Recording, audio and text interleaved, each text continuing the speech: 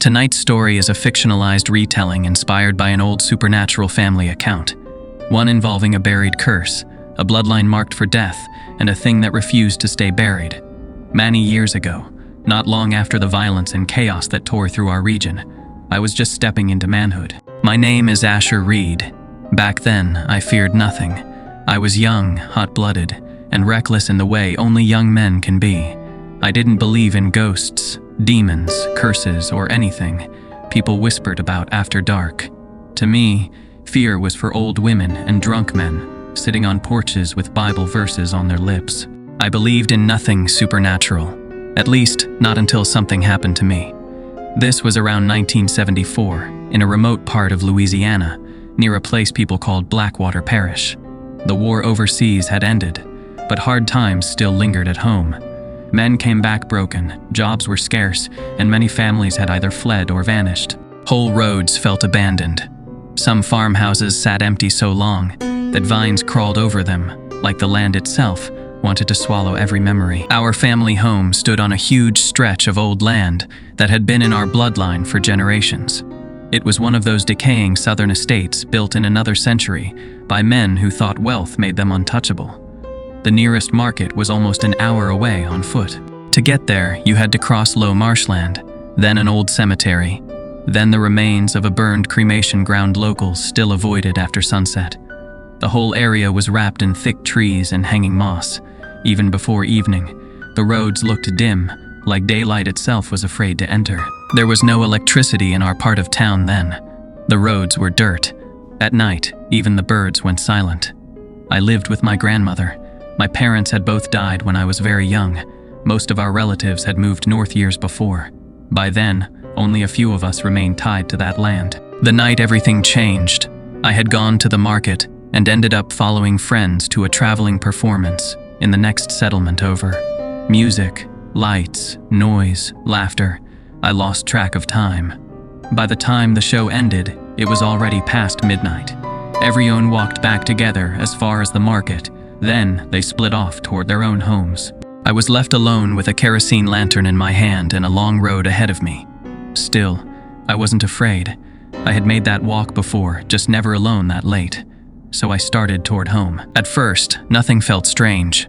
I crossed the market road, then came near the old cremation ground. On the left was the charred burial field. On the right stood a small, crooked shack. A man lived there.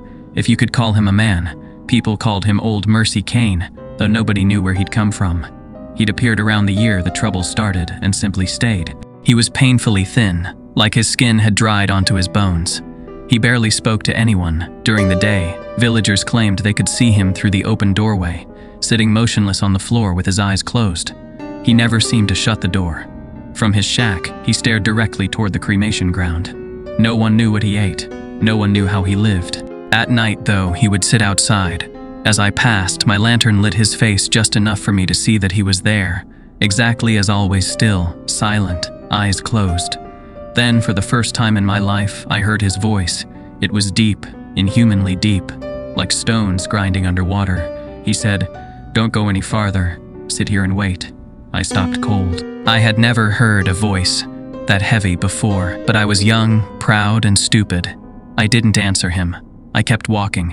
Even after he warned me, some instinct told me not to continue, but I ignored it. I passed the cremation ground and moved onto the narrow stretch of road that led straight home through dense trees and black swamp brush. I had only walked another minute or two when I heard it. At first, it sounded like several people whispering from very far away, low voices, barely audible.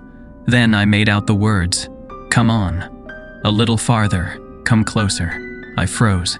For the first time in my life, I felt true fear. The voices seemed to come from ahead of me, and then behind me, and then suddenly, right beside my ear. "Come on." Just a little farther. I couldn't tell whether I should run forward or backward. My hands shook so badly, I nearly dropped the lantern. I felt certain that if I turned one way, something would be standing there waiting for me. And if I turned the other, something would wrap its hands around my throat. Then, I saw someone standing on the road ahead. A tall old man, at least 6 feet tall, naked. I raised the lantern higher, trying to make sense of what I was looking at, and then it changed. Its eyes swelled wider than any human eyes could. They bulged outward as if they were about to fall from their sockets. Its mouth stretched open, and its tongue spilled down past its chin, hanging almost to its chest, twitching like a living snake. Where its nose should have been, a dark hole opened. Black hair spread over its body like mold crawling across flesh. It lifted one hand and motioned for me to come closer. I couldn't move. I remember thinking, absurdly, so this is how I die. Not in bed, not in old age, not even by a man's hand. But here, on this road, torn apart by something no one would believe. I thought of my grandmother. I thought of my grandfather. I thought I would never see dawn again.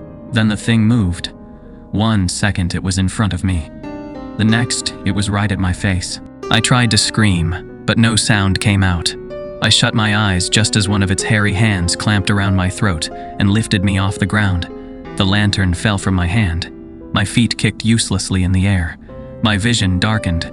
I was seconds from blacking out when suddenly it let go. I crashed to the dirt, coughing, clutching my neck, gasping like a drowned man. My throat burned. My chest felt like it had been crushed. Then I saw the thing shrink. Right in front of me, that monstrous shape collapsed inward and twisted into the form of a small black snake. It slithered away into the dark brush and disappeared. Simona was standing behind me. I turned. It was old Mercy Kane. He was staring at me with a fury so intense it made my blood go cold. His teeth were clenched.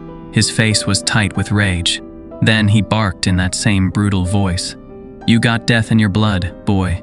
You craving a grave. Jump in the river, throw yourself in fire. Why'd you come this way? It knows you now. It won't stop until your head's off your shoulders." I could barely speak. He bent, snatched up my lantern, and growled, "Come with me." I followed him to his shack. Inside, he splashed something cold over me, tied a red cord around my wrist, and said, "That thing ain't gone. I only pushed it back. It'll return. You'll make it home at sunrise. But listen carefully. Tell the oldest living member of your family that it has come back." I asked him what he meant by that, but he ignored me. As dawn crept in, I looked around his shack and saw things I still wish I hadn't: human skulls, animal bones, strange red cords, and a massive painting showing dark-robed figures standing beneath a blood-red sky. When morning came, he opened his eyes and only said, "Go," so I went home. The second my grandfather saw me, his face turned white. He grabbed my chin, then my throat, and saw the marks there. His hands started to tremble. Then he whispered, almost to himself, "No, not again. It's back." I told him everything. He listened in silence, then dragged me to eat and told me we had to leave immediately. From an old chest in his room, he took out 3 amulets. He gave one to me, one to my grandmother, and kept one for himself. On the road, in a wagon headed toward the river crossing, my grandfather finally told me the truth. Our bloodline, he said, had been cursed long before I was born. Generations earlier, my great-great-grandfather had been a wealthy plantation owner named Jeremiah Reed. He was powerful, cruel, and feared. Every month he held lavish gatherings on the estate. Musicians, dancers, drifters, desperate women he paid to bring them in for his pleasure. One night, he became obsessed with a young performer. When she refused him, he had the entire troupe seized. Some were beaten, some disappeared. The young woman herself was held captive for days and brutalized. Eventually, she escaped. Half dead, she fled into the woods and collapsed outside a small cabin. An old widower took her in, fed her, gave her water, and sheltered her. She told him what had been done to her. The old man hated Jeremiah Reed already. Reed's men had once killed his own family. For a short time, the girl lived hidden in that cabin. Then one day the old man returned from the market and found her body outside, naked, her throat cut open, her head severed, and lying feet away, eyes still open. Something in him broke. Mad with grief and rage, he turned to forbidden practices. Old blood rituals, dark invocations, things meant to call not upon God, but upon things that answer from the other side. He offered his own life in exchange for vengeance. And according to my grandfather, something answered. The entity was given one command: every firstborn son of Jeremiah Reed's bloodline, upon reaching manhood, would die by having his head torn from his body. The curse began almost immediately. Jeremiah Reed was found dead in his room, headless, then his eldest son, then another firstborn, then another. The family brought in pastors, root workers, Priests, occultists, nobody could stop it. Until, years later, one of my ancestors found a reclusive holy man who knew how to bind such a thing. But the binding came with a terrible price. To seal the demon away, a blood sacrifice from the cursed line was required, and my grandfather's grandfather gave himself. The creature was trapped in a black box and buried beside his grave on the old family property. That should have ended it. But somehow, it had returned. By the time my grandfather finished telling me this, we had reached the river crossing. A covered boat was waiting for us with 2 boatmen inside. We boarded at once, hoping to reach a religious teacher my grandfather trusted before nightfall. We never made it in time. Halfway across the water, the sky darkened all at once. Not gradually, not naturally. One moment it was late afternoon. The next, it looked like dusk had fallen from the clouds like a curtain. Then something heavy slammed onto the roof of the boat. When we looked, it was a severed human head. Old Mercy Kane's head. His eyes were open. One of the boatmen screamed. My grandfather opened his bag, pulled out 2 wrapped Bibles, and tied them against the men's bodies, telling them no matter what they saw or heard, they were not to stop rowing. Then the whispers came back. Come on. A little farther, the boat began rocking violently. In the dark around us, we saw shapes, 4 of them at first, standing on the water, each with those same bulging eyes and hanging tongues. Then the shapes merged into one. One of the boatmen suddenly started screaming. Fire! Fire! He tore at the Bible tied to him, convinced his body was burning. My grandfather shouted that it was an illusion, but the man ripped it off anyway. The thing snatched him into the air and tore his head from his body as easily as a child pulls the stem from fruit. Blood sprayed across the boat. I had never seen so much blood in my life. The second boatman leaped into the river in terror. The entity went after him too, and would have killed him the same way. But my grandfather began shouting a prayer at the top of his lungs, over and over, voice cracking, desperate, defiant. The creature recoiled. By then, the second boatman's throat was half torn open. He bled out in front of us, choking on his own blood. And then, as suddenly as it had begun, everything changed. The light returned. The shore was right there. It wasn't even evening yet. The whole thing had been a deception, an illusion used to slaughter the men guiding us. We climbed off the boat in shock and made our way on foot until we reached a small religious school near the river settlement.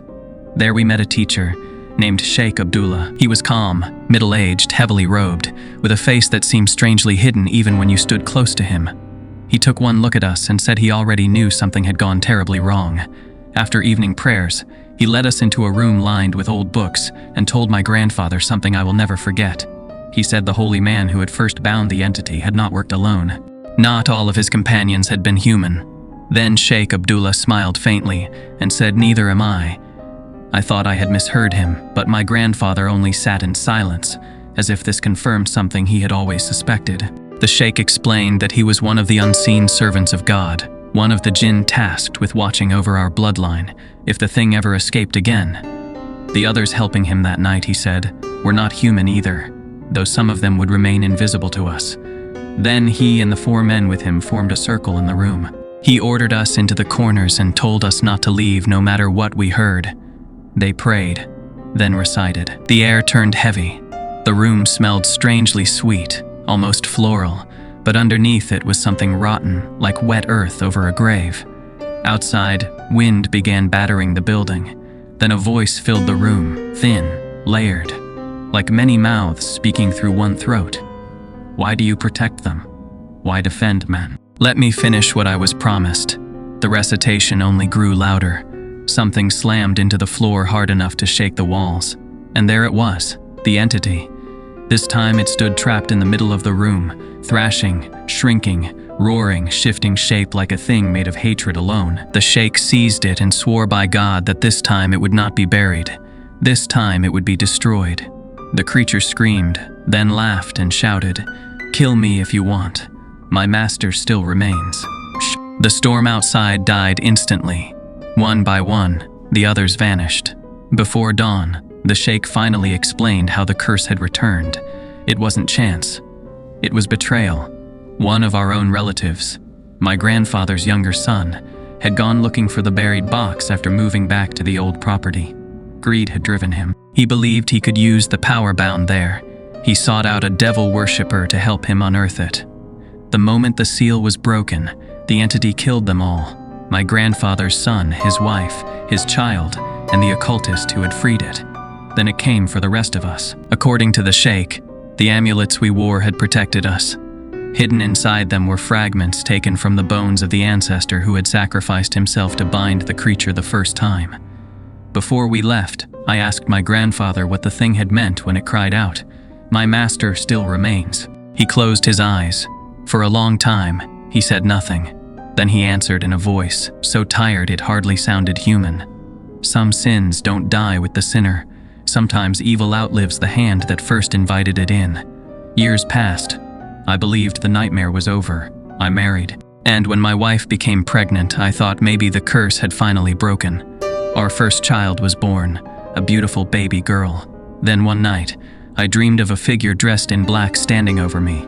It said, "My vengeance is not finished." I woke up to my wife sleeping beside me, and next to her, my daughter, her head severed from her body. I opened my mouth to scream, but before any sound came, Sheikh Abdullah appeared in the darkness and said only this: "For the first time in your bloodline, the firstborn was not a son." So the oath was twisted, but not denied. Then he was gone. My wife woke, saw what remained of our daughter, and never recovered her mind. I never remarried. And after hearing my grandfather tell me all of this, I finally understood something I had once mocked. There are things in this world born from cruelty, fed by blood, and carried through families like inherited disease. And once such a thing learns your name, it never really forgets. If you enjoyed this story, subscribe for more dark folklore, true style horror, and cursed family legends. And remember, some evils don't haunt places, they haunt blood.